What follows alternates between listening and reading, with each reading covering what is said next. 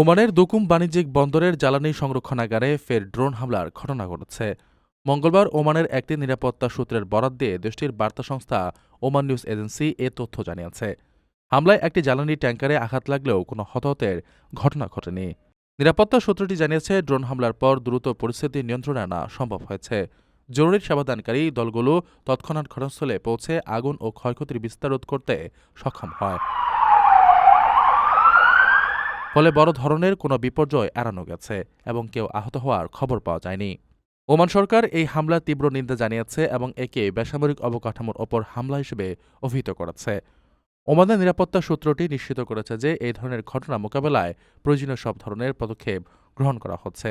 তবে কারা বা কোথা থেকে এই ড্রোন হামলা চালিয়েছে সে বিষয়ে তাৎক্ষণিকভাবে বিস্তারিত কিছু জানানো হয়নি। বিষয়টি নিয়ে তদন্ত চলছে।